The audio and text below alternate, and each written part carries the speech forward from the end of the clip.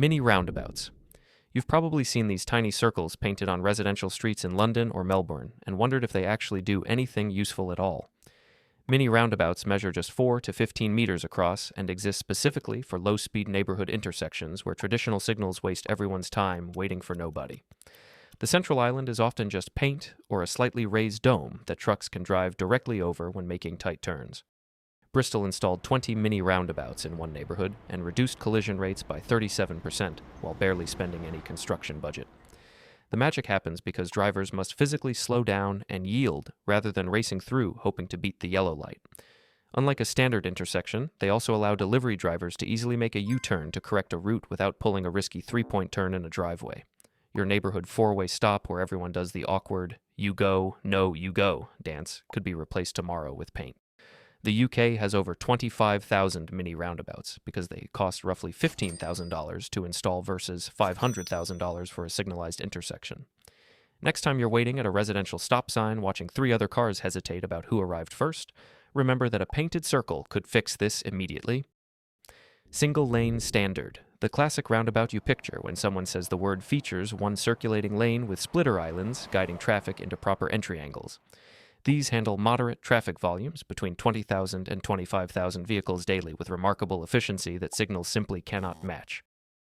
Carmel, Indiana replaced 125 traditional intersections with single-lane roundabouts and now saves $225,000 yearly on electricity alone without sacrificing capacity.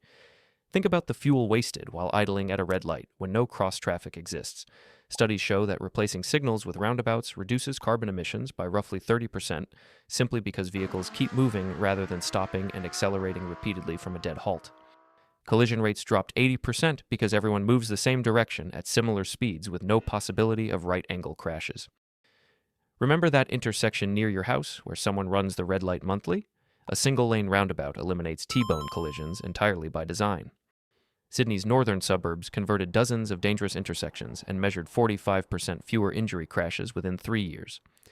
Pedestrians actually benefit because they only cross one direction of traffic at a time with refugee islands providing safe waiting areas. The controversial truth is that single-lane roundabouts move more cars per hour than traffic signals while using zero electricity. Multi-lane complex. When traffic volumes exceed 25,000 vehicles daily, engineers add circulating lanes and create the roundabouts that terrify inexperienced drivers across North America. These feature 2 or 3 lanes within the circle and require drivers to choose their lane before entering based on intended destination. The problem is that lane discipline falls apart when drivers panic mid-circulation and cut across lanes to reach their exit. Auckland's multi-lane roundabouts see significantly higher crash rates than single-lane versions specifically because of lane change conflicts. Toronto installed several multi-lane roundabouts during suburban expansion and immediately faced complaints about confusion and near misses. Here's the uncomfortable reality that traffic engineers rarely admit publicly. Multi-lane roundabouts often perform worse than properly timed traffic signals because human behavior defeats design intent every single time. The outer lane should only serve right turns, while inner lanes handle through traffic. Most North American drivers never learned this system and default to random lane selection. Turbo roundabouts. The Dutch looked at multi-lane roundabouts and decided the lane change problem needed a physical solution rather than driver education campaigns. Turbo roundabouts use raised spiral lane dividers that physically prevent mid-circulation lane changes entirely regardless of driver intentions. Once you enter a lane, concrete curbs guide you to specific exits with zero option to deviate or change your mind. The Netherlands has installed over 400 turbo roundabouts since 2000 and measured 80% fewer crashes compared to traditional multi-lane designs. Your GPS tells you which lane before entry, and physical barriers enforce that choice throughout circulation. Sweden adopted the design extensively and considers it standard for high-volume suburban intersections now. Belgium's highway interchanges increasingly feature turbo roundabouts because they eliminate dangerous weaving conflicts. You've probably driven through one in Europe without realizing the lanes were physically separated rather than painted.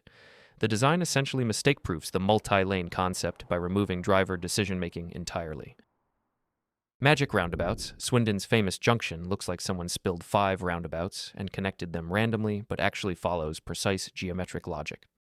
The magic roundabout features one large central roundabout surrounded by 5 mini roundabouts at each entry point. Traffic flows clockwise around the outer ring, but counterclockwise around the central island simultaneously. Your brain hurts just reading that sentence. Here's why it works brilliantly despite looking insane on paper. Each mini roundabout handles one approach independently, so congestion at one entry doesn't block others or cascade into gridlock. Capacity tests show this chaotic-looking layout actually handles about 6,000 vehicles per hour, which is roughly 20% more efficient than the massive signalized junction that would be required to replace it. It basically functions as a localized ring road condensed into a single junction. Drivers can choose clockwise or counterclockwise routes depending on destination and current conditions. Colchester and Hemel Hempstead in the UK use similar designs because crash rates run surprisingly low despite skepticism. Insurance companies initially expected disaster, but Swindon's Magic Roundabout actually ranks among the safest high-volume intersections in Britain. Counterintuitive doesn't mean wrong when the data supports it. Traffic light roundabouts. Signal-controlled roundabouts seem like admitting defeat, but actually solve specific problems that pure roundabouts cannot handle regardless of geometry. When one approach carries dramatically higher traffic than others, the high-volume direction dominates and starves other entries of gaps. Munich's major roundabouts integrate traffic signals that activate only during peak hours to balance flow while maintaining free circulation overnight. Paris retrofitted signals to several historic roundabouts when tourist pedestrian volumes made continuous vehicle flow dangerous. You might recognize a chaotic version of this from the famous Arc de Triomphe, where signals now help pedestrians access the central island safely despite 12 converging streets. The hybrid approach handles 200,000 daily vehicles, plus thousands of tourists, that pure roundabout geometry cannot accommodate. Singapore's large roundabouts almost universally feature signal integration because dense urban environments demand pedestrian priority. The controversial truth is that signal-controlled roundabouts often work better than pure roundabouts or signals alone. Cut-through roundabouts. The Hamburger roundabout slices the circle in half with a dedicated through lane for the dominant traffic movement.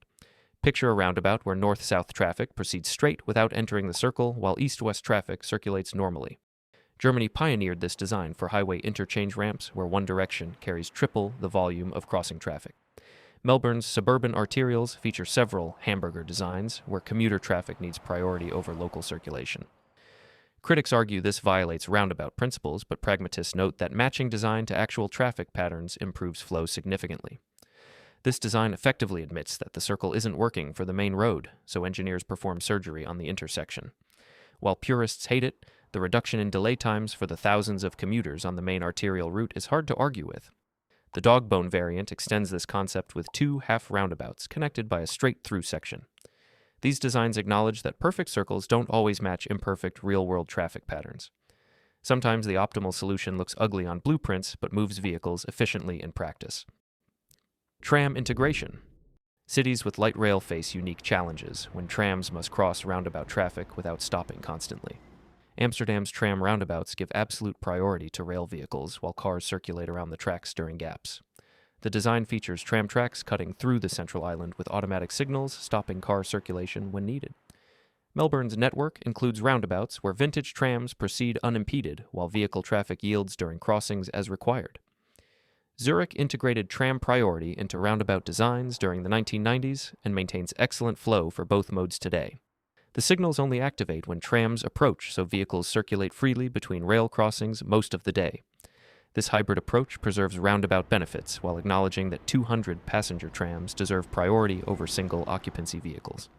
European cities accept this trade-off, while North American cities often abandon roundabouts near transit unnecessarily.